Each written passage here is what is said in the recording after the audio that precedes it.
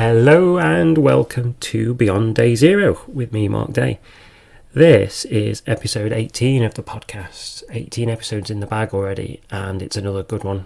Another chat with a friend who I've come to know over the last few years through the work that I do, and it's all about coffee.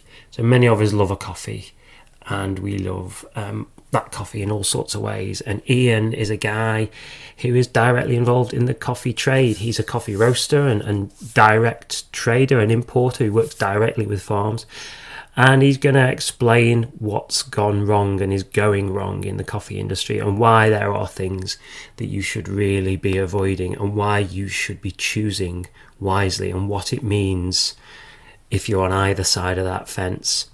If you are someone who supports ethical, sustainable growing, if you support the people that are working really hard to make a difference and make the lives better of the farmers, and what it means if you don't, and if you're drinking in a typical high street chain, and what that might mean to the people at the other end of the supply chain. We'll get into the episode right now. Do let me know what you think. More details on that at the end. Cheers.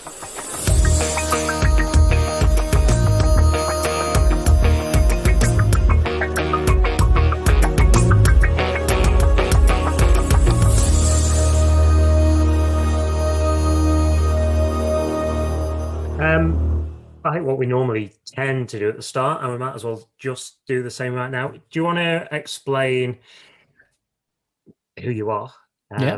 What you're here to talk about, what we're going to be talking about tonight, what your background with coffee is a little bit. So just set the scene for us, maybe. So obviously my name is Iain. I'm from Buxton Coffee Roasters. We're a coffee roastery based in Buxton. It was a project really born out of just sort of it was a passion project, really, rather than, okay, we're going to start up a business. And that's it. It was always focused on the love of it rather than the sort of the business side of it, if you like. As some people who know me, we also have a restaurant business that's been going for over 20 years nearly. I have a scientific background in physics, and the coffee sort of came out of, or the obsession, if you like, with coffee came out of the restaurant. And when we first opened the restaurant, we had 2 pennies left to rub together, so we needed a coffee machine. So we ended up just getting this bean to cup machine, which are on these what's called a free on loan model, which is a horrific model for everybody concerned, but I could go into that later if we want to. But the coffee was terrible. I mean, it was just absolutely awful. So a very long sort of a chain of trying to get the coffee better culminated in me ended up actually getting and roasting it myself. And we were getting coffee from Thailand because it was a Thai restaurant. And it was very difficult to get hold of it roasted, but it was much easier to get it green. So that's why we started roasting it. And it just sort of snowballed from there. Started with a little 200-gram roaster in the kitchen. And then we ended up getting a 5-kilo beautiful ProBack coffee machine. And we put it in the restaurant. And it was a bit of a feature in the restaurant. And we roasted our own coffee in there. But then other people wanted it. And so then we moved it into its own premises where we are now. And I mean, when we first got that 5-kilo roaster, it was like, oh my god, this thing's it was huge. It was absolutely massive. And now it sits next to the 25-kilo one. It looks like a little baby one now. And it's and it's just sort of grown very, very organically. And on the way, obviously, we met and worked with some of the most wonderful people I've ever met, the coffee farmers that we're lucky enough to work with. And that's a big part of what we do is the direct trade, which we'll definitely talk more about, and working with them and meeting them, talking, going out to the farms, which obviously haven't been able to do for a little while, but I'm looking forward to getting back to that hopefully fairly soon. And it still is very much a project of passion, really. We really do enjoy it. How did it go from just having it for yourselves in the restaurant? Did other people ask you about it? Did you have to work It was a funny one. It really was. I mean, so yeah. I mean, it's initially because we've got sort of friends and family with restaurants, and they started, and they were sort of the initial ones that sort of justified me going and getting the bigger roaster. And if I'm partly honest, it was a bit of a toy for myself as well. It was like, it really was. So, and then we thought, okay, well, let's actually, we were getting some great response. We thought, okay, let's actually turn this into a bit of a business. Yeah. And let's sort of do it properly. And then we sort of took the plunge, just sort of say, get it in its own space. And as I say, initially we found it sort of so we were quite surprised. We thought, right, we're going to do, here it is, Buxton Coffee Roast, here we go. And we thought, and it was that. It was a little bit because again, you're an unknown entity. It's like, who are you? What do you?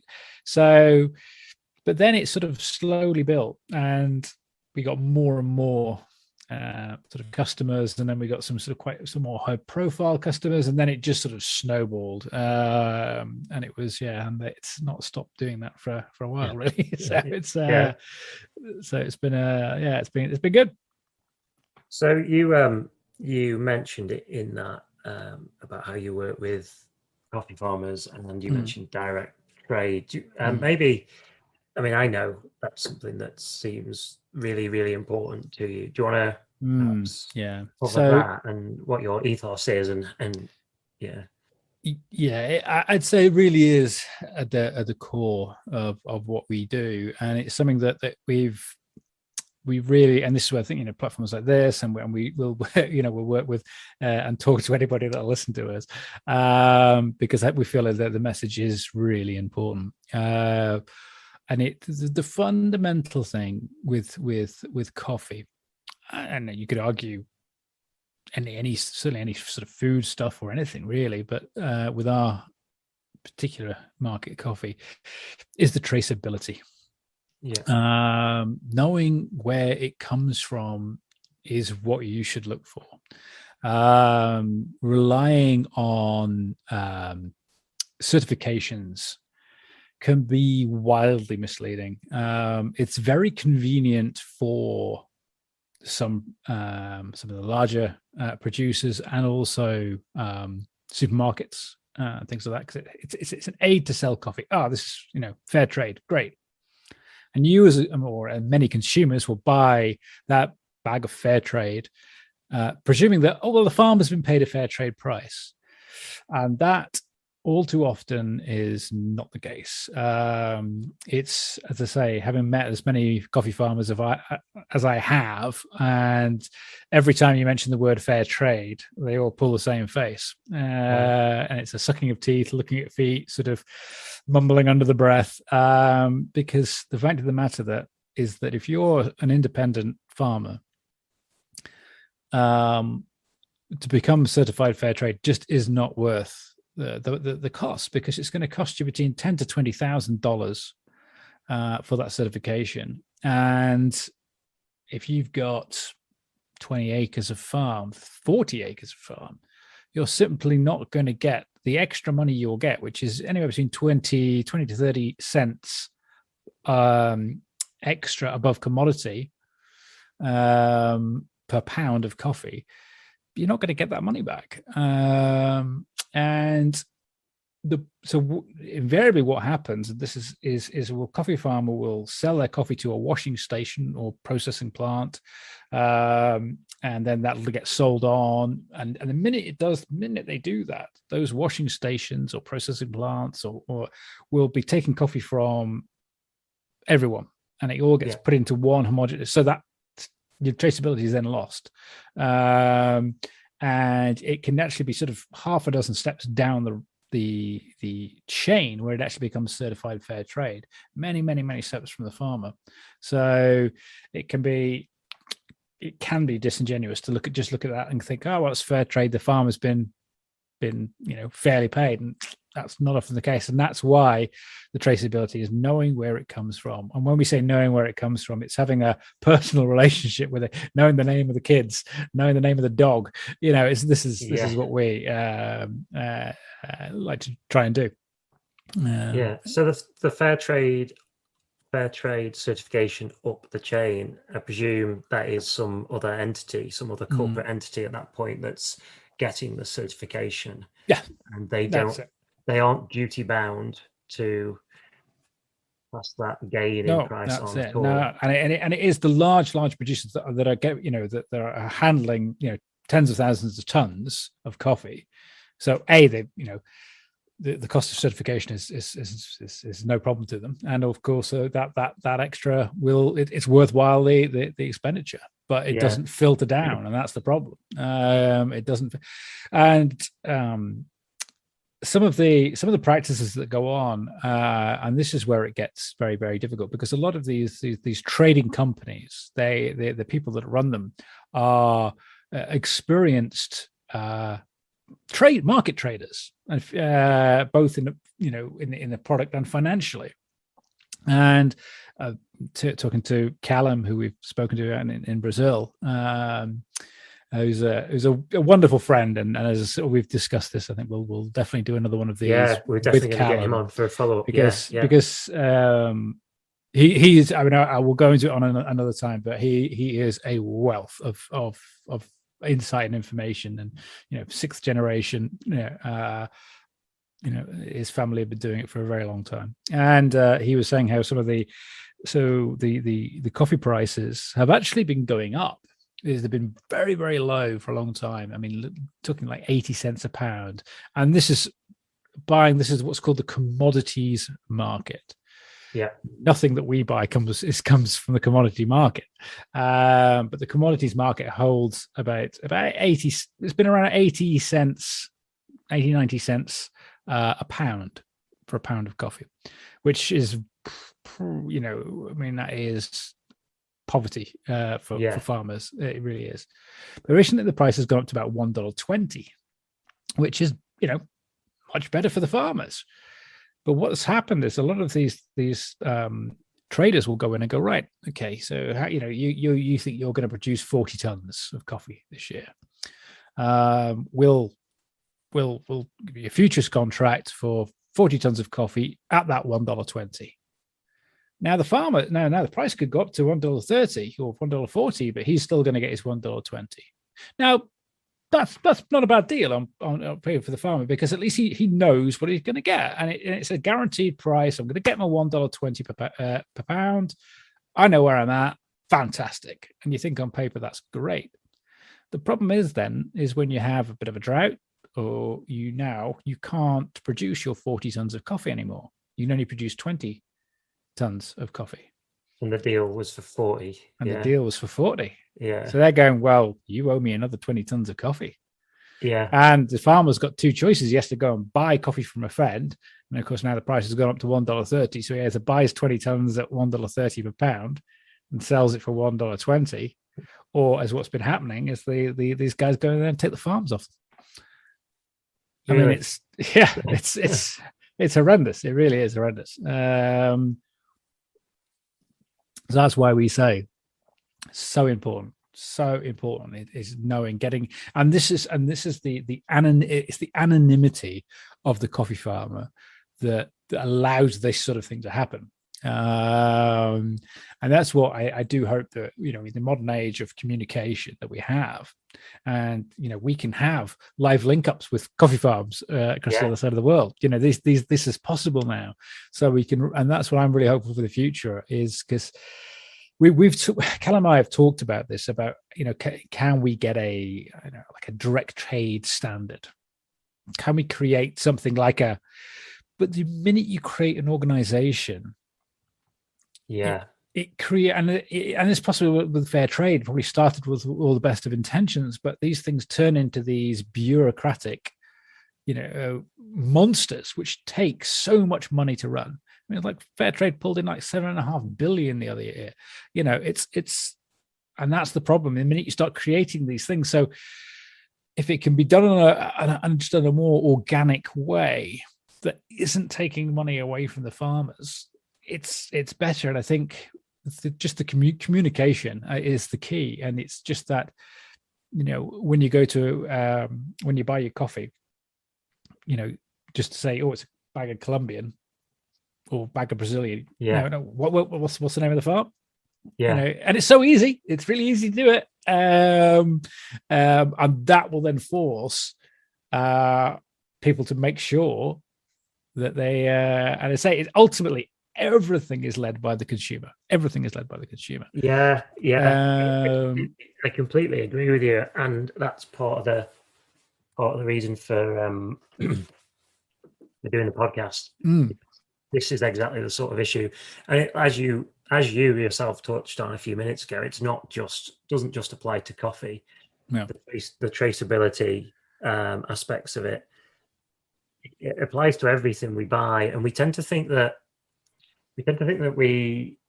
lots of people will be really unhappy with the way that I guess our capitalist culture goes, with huge companies buying up smaller entities and big companies dominating. But we do have power, whilst it's not as simple as I want to claim. If everybody stopped doing a certain behavior and shifted it into doing something else, that's how change happens. I mean, how else is change going to happen other than through the actions of individuals? And that is, I think that is the key thing, and it's something that we say it all the time.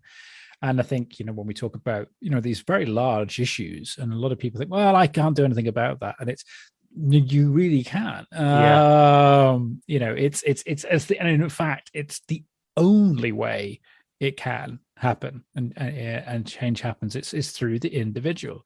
And this is why communication is so important. And let's be honest, communication has never been easier than it is today. So that's why I am hopeful for the future. And it's something I wanted to talk to you about, because this is very much your field. And I was talking to a journalist about that. So hopefully going to do a bit of an article with. And it's the topic of, I don't know whether you've heard this term or not, but greenwashing. Companies greenwashing. Oh, I hate it, mate. Yeah. yeah. And it's something, and it is very, and this is what, it's a similar tack to what we're, saying about just putting these various stamps on, as opposed to it's, and this is the thing, the key thing, it's do you want the appearance of doing good, or do you want to actually do good? Yeah. And this is and it's something that we're just looking into right now. And I'd be glad to hear your insight on, and we're going to get a load of bits, and I'll bring them to you and let you have a look at them. Is because obviously we have to have, obviously we work with yourselves, which is great. So which removes all packaging, which is the goal. There are certain times, obviously we do mailing out, and obviously we have to, and we have looked at doing sort of tins, which are reusable and having a sort of a cyclical cycle people can send, and it's something that we might roll out locally, but to roll that out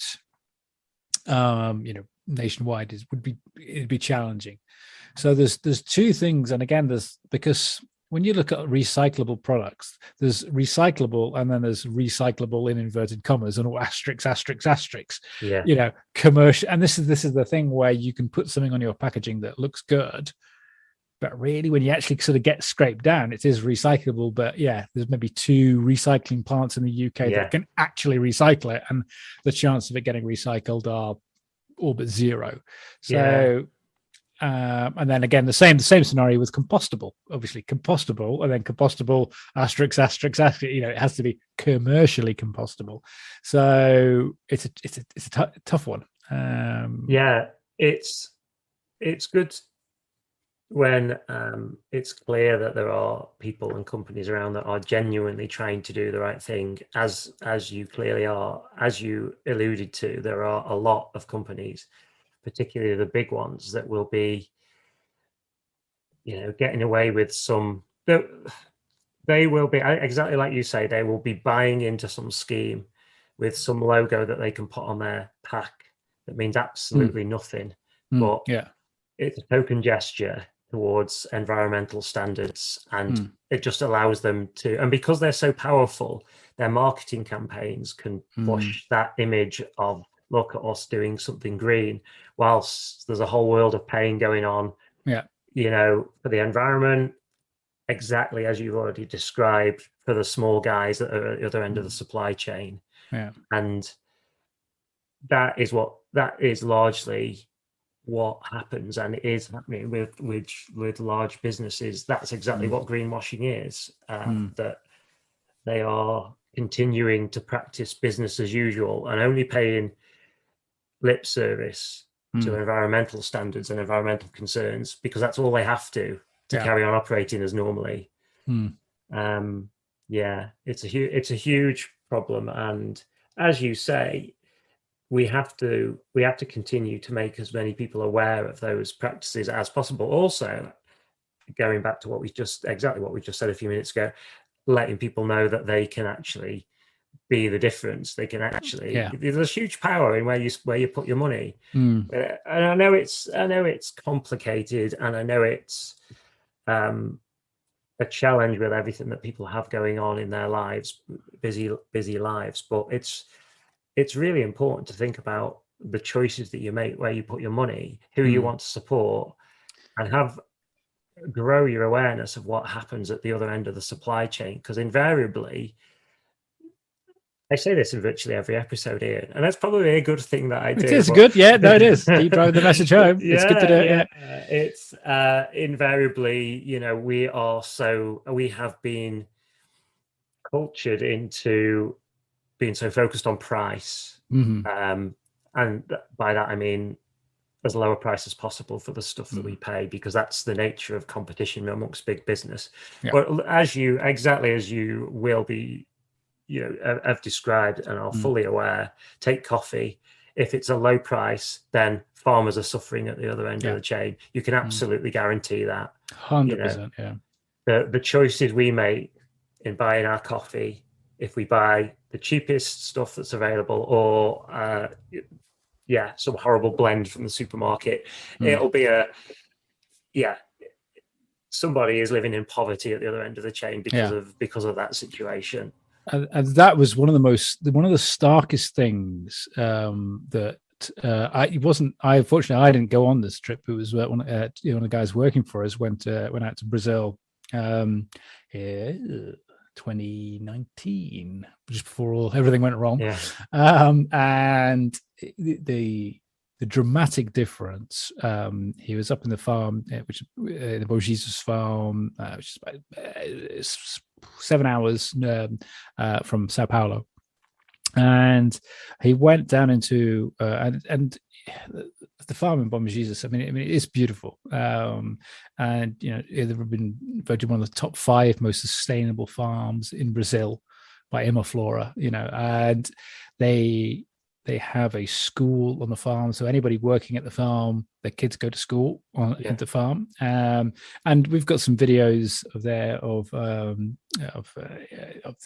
Callum and his cousins, Gabriel and Gabriel Senior, talking about this and how it's so important for them to educate and to give the kids the really good education, because to run the farms now, and it's like what we were just talking about earlier, where farmers being taken advantage of by going into that futures market that they just don't understand.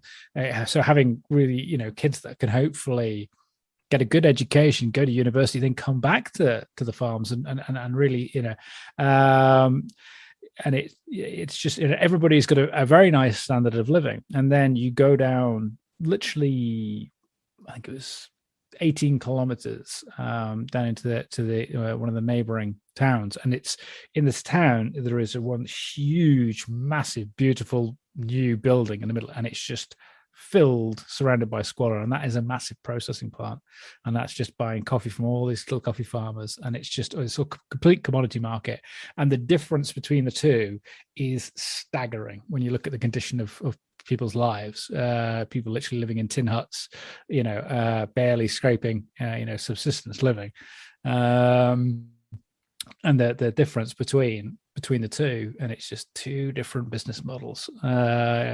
One is commodity traded coffee, one is direct trade sourced. And of course, they don't just work with us; they work with a lot of other specialty coffee roasters, in the UK and Europe and beyond. So there you really see the stark difference. This is, what it actually means to people on the ground and people's lives, of the difference between the two. And that really brings it home quite dramatically. Yeah. Where is the problem persisting? Is it like, I don't know, is it the growth of chain coffee shops? Yeah, so I mean, this is what you alluded to it earlier. When you're talking about, I'm not going to name names, but I think we all know what we're talking about, the big chains. When you're buying, and of course, and this is the problem, and I say I know mathematics very, very well, and it's the model of all these. Of any sort of publicly traded company is ridiculous, because it relies on infinite growth. Yeah, and that can't happen because to have infinite growth, you need infinite resources. We don't have infinite resources, so that whole business model is ridiculous. But the trouble is, you're a publicly traded company. You have shareholders. You've always got to be having that increase in profit, because you're like to the shareholders. If you have a dip in profit, share price goes down. Yeah. So when you're looking at the price of coffee, a few pence per pound either way can make a huge, because you're buying so much coffee, it can make a huge impact to your bottom line at the end of the year, and that's why they're so focused on on doing everything they can to drive that down, because you're answerable to shareholders. But and this is where, as I say, the consumer makes the difference. And I am cautiously optimistic. I mean, we have customers, some fantastic guys in Manchester, Hampton and Lewis, fantastic coffee shop who opened up next to me. Yeah, the big two. Yeah. And both of them are now gone. And that was pre-COVID as well. So it wasn't COVID that did it. Yeah. And he's still going strong. And so it's and I think people are aware now that when you can go into a coffee shop and go, yeah, this is the coffee, this and you can have, we do little QR codes with videos of the farmers, Haley and his family out in Colombia. Colombia last around, oh my god, it's amazing coffee. And it's just they can try and get that personal relationship with the coffee. And it's and again, the cost difference, we always say is to people, for a commercial cafe to go out and buy some, God knows where it came from, bog standard coffee, you're looking less than 10 pence in a cup of coffee. Yeah. And that's really what we're talking about. It's about 10p in your cup of coffee, which really, are you going to miss 10 pence? No. I can't imagine that anyone's going to balk at. And 10p in a cup of coffee. So it's the little things, but again, it's just the knowledge. I mean, we and it's something that, again, obviously we can't do at the moment, but hopefully, maybe next year. Hopefully next year we can do. We do get the farmers into the roastery, and we do have open days there where people can actually come and meet them and talk to them, and that's one of the most effective things, because I can, and this is what we say, we'll have to get Callum on here, because I can recant these stories, but it's just, when you actually hear people talk about it that have lived it, their families have lived it, and for me, it's always that little bit more impactful. We need to it's a way of bringing those people into our communities. Going back a few decades, our communities would have been very much more local, and we would have known, and trade would have been more local, and we would have known a lot more about where our food, to a certain degree anyway, where our food would have come 100%. And with global sort of enterprises, that's no longer the case. But if you can restore that link and bring, by whatever means, by technology, or actually, as you're suggesting, make it possible for the consumer to meet the farmer in whatever means, then that's the same thing. That's restoring that link, isn't it? Link, That's it. That's really, really important. Yeah, it is. And it you know, and I honestly think, you know, we've done it. We work with a lot of, you know, fantastic local producers. But I'm drinking some lovely Thornbridge beer right there, you know, and it's all, you know, and we know the guys there, and you have this connection, and you know, it's a nice. You honestly feel better, and again, the products that you get are going to be healthier. They're going to be better. You know, you're supporting, you know, the people in your local community. So I think if we can make that drive, and I think, I mean, in Buxton, I think we are generally pretty good. Like, I don't know if you know, if you were in Buxton when there was the Tesco's wanted to open down by and there was a big backlash, which was good, because we want our local shops. We want to have, you know, and that's, you know, and that's what we want, and that is it really is better for everyone concerned. I recently heard, you're probably aware of him, Rob Hopkins, talking about local communities and local economies, and he put it in a way that stayed with me, really, about the fact that when the difference, you know, as you described, if you've got some major supermarket in town, in any town in this country or the Western world, and the money that you spend in that supermarket is okay. I believe that there are going to be people that you get to know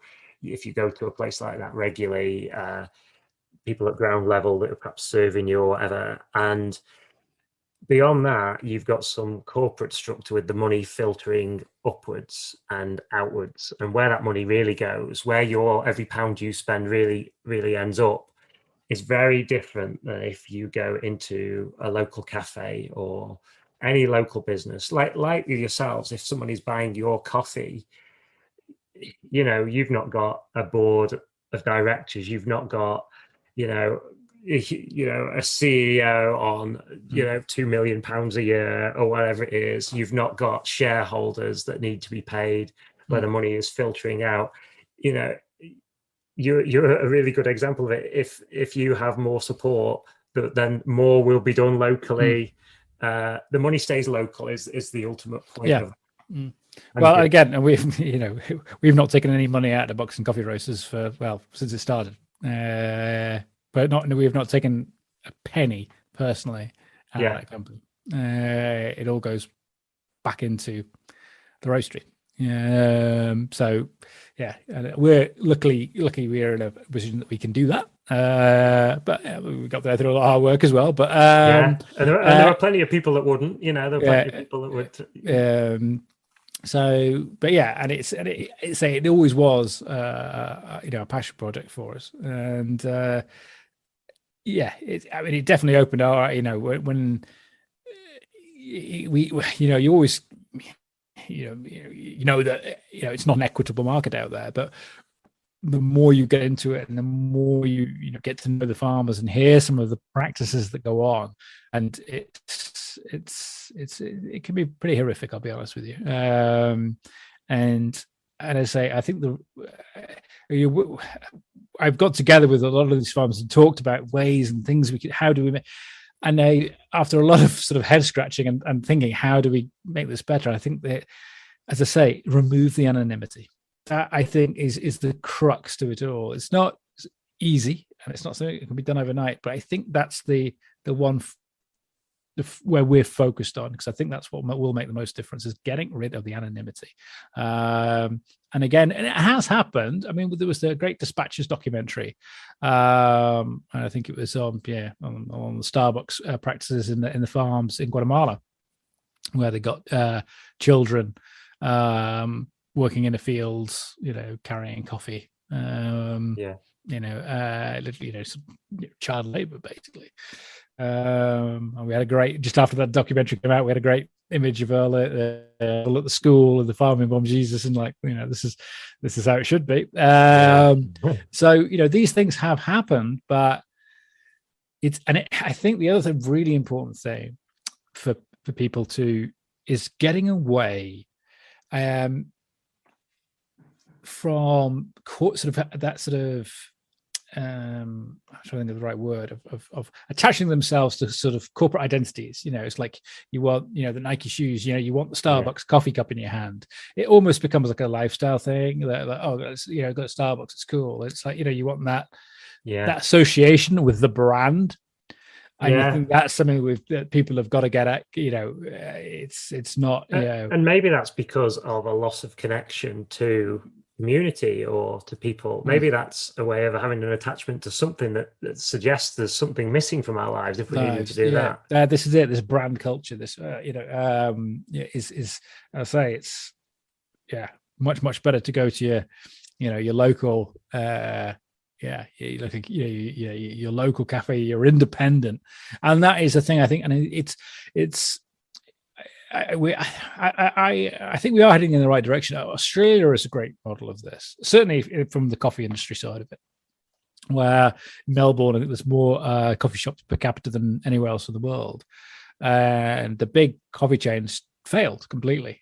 I'm not sure. I think last time there might have been one Starbucks left in Sydney, but I'm not even sure whether that's still there anymore. But yeah, the big coffee companies completely failed in that because people wanted their independent specialty coffee shops, and that's there's more of them than anywhere else in the world. So it can happen. It's not. It's not beyond the realms of possibility. Yeah, and again, it's there's character in those places, isn't there? There's individual characters, character and characters, really. Right? Yeah. It's very different than every city, every town having the same model of kind of crank the handle, churn out under the coffee shop that looks the same. This is it, and you're going to get to find your favorite ones because, again, with the specialty coffee shops, they're going to be having different coffees from different places, and we all like different things. Where, as opposed to this homogenized, and the stuff that goes with a great coffee as well, the pastries, the cakes, whatever it is, they've all got their individual take on that, haven't they? And that's I mean, it's very dangerous for me going into all these places. It's just like, ooh, look at that. Gotta be careful. But it's but no, it's fantastic, and so I mean, I am, hope certainly the specialty coffee market is growing hugely, but there is still, of course, there is the mass market side of things as well, which is always going to be there to a degree, but it is. I think as we say with the internet, and I think people are getting more conscientious about what they consume and knowing it's with food, obviously not just coffee, but everything, all the food, what can be more important than what you eat. It is so critical, and I think that's one good thing that's may possibly come out of this whole coronavirus thing is the importance of being healthy and looking after yourself, because the people that were suffering the most were people generally with comorbidities of some nature. And one of the best ways to sort of maintain your health is to eat well, and a good way to eat well is know where it came from in the first place. Know what's actually in your food. So I think hopefully, if this is one good thing to come out of it, is maybe people are perhaps a little bit more conscientious about what it is they're eating, how was it farmed, which farm did it come from, how it was produced. So it's tricky, and this gets to another problem where we were talking about earlier is when you start looking at the organic food, and again some of this can get tricky, and the percentages of what actually needs to be in it and again Callum is far more knowledgeable on this from the coffee farm in Brazil, and talk to him about this. He's got some great stories about actually what can be certified organic and what can't. And again, that's a whole other bag of mashings. And I say, I'll leave that for him to talk about because he's far more knowledgeable than I am. But he's actually had direct experience of it. So yeah. Yeah. I'll let you talk to him about it. That'll be interesting. We will definitely get him on. I was going to ask you one thing I often get asked. It really kind of amuses me now. I'm not laughing at any particular person, but when we get customers coming into our shop and buying your coffee, they always ask me which one they should go for, which one they should try, and I always say, honestly, they're all good. Just pick one, and they always go, oh, I like a really dark roast. Right. So what I always explain is that that's not how you work. Yeah. You don't burn your coffee until it's tasteless and blend it with 1,000 different other varieties. But maybe you could explain a little bit. Well, we do have a YouTube during the whole coronavirus pandemic, and I thought, well, okay, look, this is going to give me time. I'm going to get a load of YouTube videos done, frequently asked questions, and I'm going to try and get all this done. And I started off and then just didn't get the time. It is something I definitely want to try and do more of these sort of FAQs, but we do have one on roast development. Yeah. On YouTube. So if you just Buxton Coffee Roasters, Buxton Roastery, have on the old YouTubes, you'll find us. And there's a video there which really goes in depth. But so there's to roast something dark. So again, the reason you have dark roasts is because of Robusta coffee. That's the only reason you have a dark roast. And the Robusta, so there's two main types of coffee, for those who don't know. You have Arabica coffee and Robusta coffee.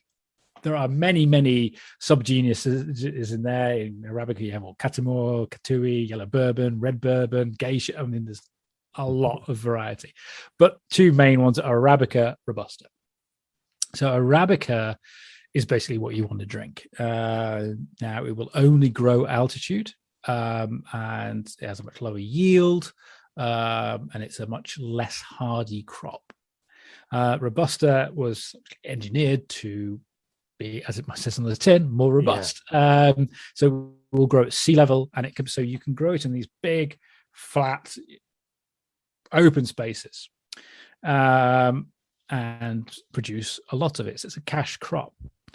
And actually, one of the compound that is most prevalent in it, to give it its hardiness, is actually caffeine, and that's why the plants produce caffeine. It's a great insecticide, and it aids in the hardiness of the plant. So Robusta coffee generally has 2 to 3 times the amount of caffeine that Arabica will have. So if you ever see an advert for Death Skull coffee, it's going to be really bad. So more caffeine in the coffee, the worse it is. But it is incredibly bitter, and it has an almost, if you have ever had pure Robusta coffee, which you won't really be able to buy, any coffee will have some Arabica in it to make it palatable, because pure 100% Robusta, it's like licking a car tire. It is it's like burnt rubber. It does not taste nice, but it's very cheap. But again, going back to the sustainability, this is one of the huge problems with Robusta coffee.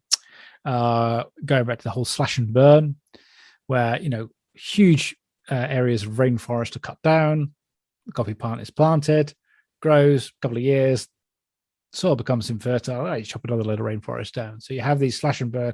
So again, it's a horrendously bad product. It tastes awful. It's generally the people that are farming it are literally living in poverty, but it makes cheap coffee.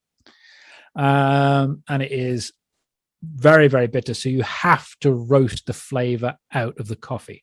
And you do that by giving it a very, very, very dark roast.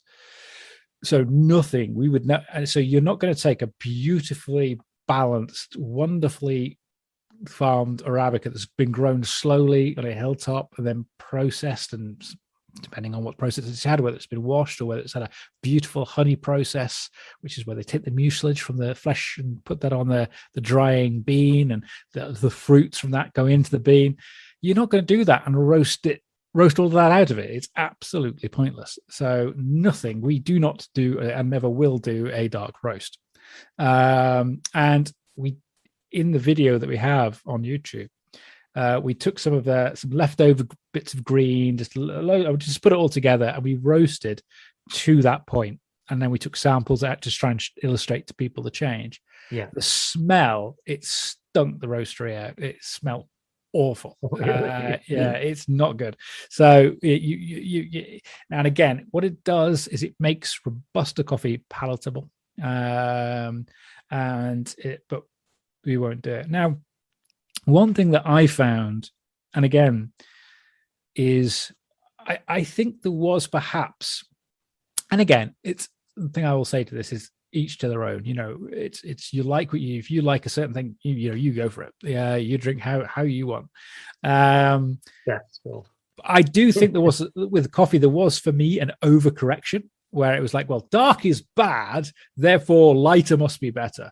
Yeah. And I definitely saw coffees that were like, they just weren't developed. And when you go through the roasting process, as I say, anybody that really wants to get into this, have a look at the video because we do go into it in more detail. But you have this what's called chaff that comes off the coffee, and you could see it's still got some of the chaff in it. And you had these coffees that just didn't really taste of a roast, and you can get a lot of acidity in these very, very light roasts as well.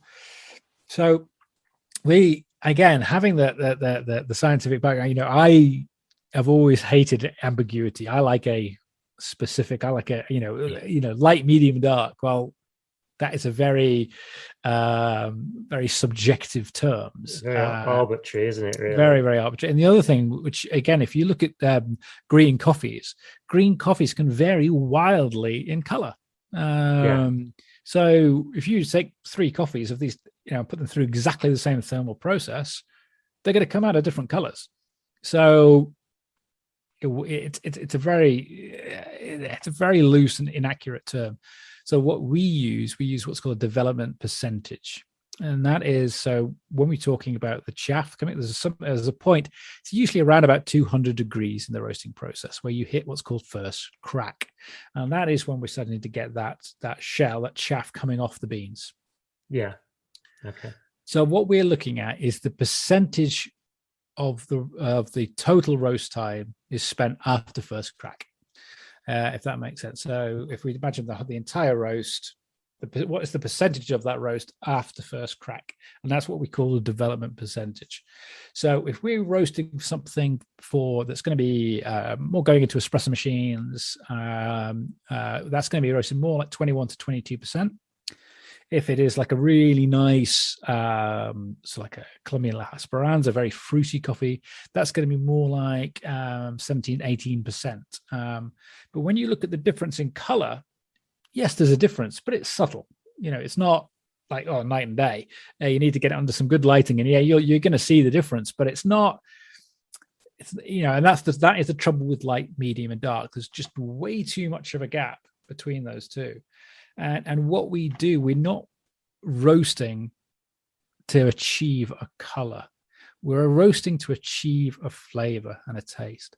And when we get a new coffee in, what we'll do is we'll roast it, and we'll generally roast. Again, we know we've got a very good idea of what that coffee is, how it's processed, what we've got to want to try and get out of that coffee. So if we're getting like a honey process, for instance, we know we're not going to be roasting that to 21, 22%. So we're not going to go that far, but we'll take samples, probably starting at around about 15%. Take a sample at 15%, take a sample at 16, 17, 18, 19, and probably go up to about 19%. And then we cup those, and then we see, right, and you will taste the difference between a percentage point of development.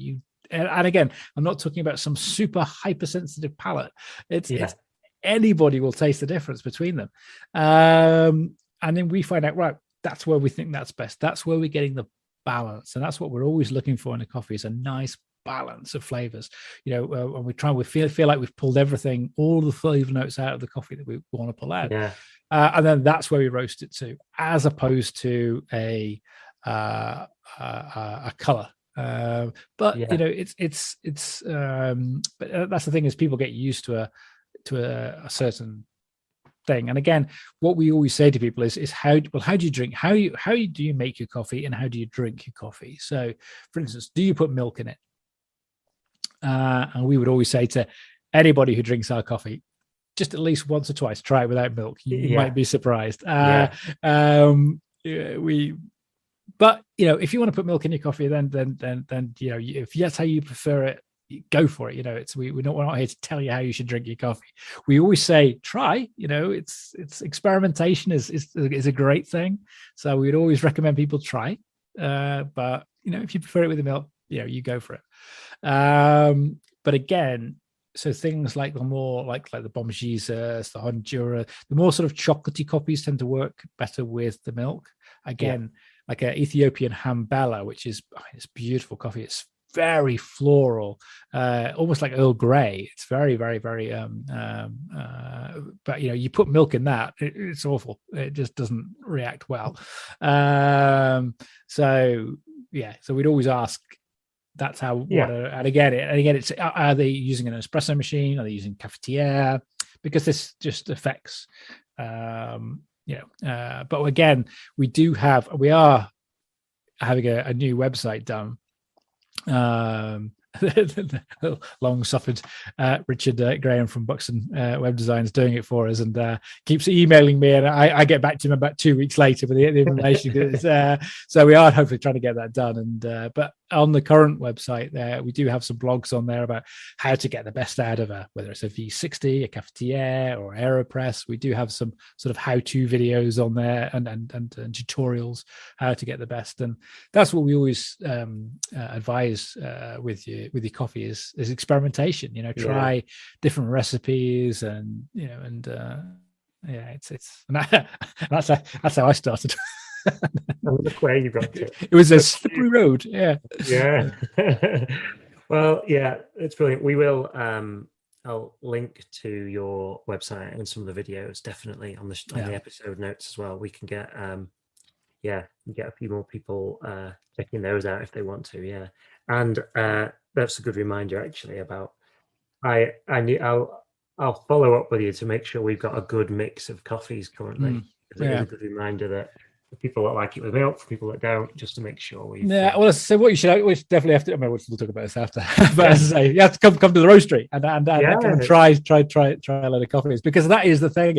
It's really surprising when people really start trying some of these more sort of unique coffees. We have people come and go, well, that doesn't smell like coffee, and I'm like, that's what proper coffee is actually. And it's just such a breadth of flavors. There really is. I mean, it's stunning when you really get into all of these the different processes, the different and this makes a huge difference how the coffee is processed. Makes a huge difference to the flavors. So it's good fun. Wonderful. Thank you, Iain. I reckon we get Callum on and do a follow-up. I think there's a load more we could talk about. There's a lot. I'd love, because again, and I'll just basically sit in the corner and be quiet, because he is. I mean, he's a great friend, and he for me, he's ideally suited because he obviously grew up in Brazil, grew up on the farms, but his father is English. And his dad sent him over here to basically do sixth form, and they came to uni and did an economics degree here. And he's in Norwich Uni. And it was why he was here. And he actually saw some of this Terra Preta, which is just amazing, from his auntie's farm. Which is a 2-time Cup of Excellence Award winner, and is just mind-blowing. And he saw it being sold somewhere, and he saw the price, and he was like, and he was on the phone to his auntie, and there was the price disparity between what it's being sold for, and he was like, hang on a minute. So and that's where he started, bringing in the coffee, and he's fantastic because he spends about 6 months. Well, he normally spent about 6 months in Brazil, 6 months over here. Obviously, his travel plans have been disrupted somewhat, but he does spend some time in the UK. So he's just the most amazing source of of knowledge, and just so passionate as well. He's great. I look forward to getting you in touch. Definitely. Yeah, help me sort that out, please, mate. That'd be wonderful. Yeah, we'll get that done. Yeah, no problem. Right. That's been great, Ian. It's an hour that's yet again flown by. I love doing this. Disappears. And I will be coming to you as well and picking your brains a little bit, because we do have to sort some packaging out on, and as I say, we want to make sure that it is not only got. Yeah, I'm not so bothered about having sort of relative stickers on it. It's making sure it's actually and the sort of single layer. I think so. We'll chat about that later. I'm happy to chat about that. Yeah, great stuff. Thanks, Ian. Love that. No, thank you very much, mate. All right, cheers. Catch up soon. Cheers. Yeah. Hey, hope you enjoyed that. I hope you've learned a little bit like I did, and perhaps there's a bit of information that will stay with you as takeaways from today's episode. Perhaps there'll be some of you that will perhaps know a little bit more, make more informed choices about where you're buying the coffee and who to avoid in the future. If you enjoyed that, please tell your friends. Please share the podcast.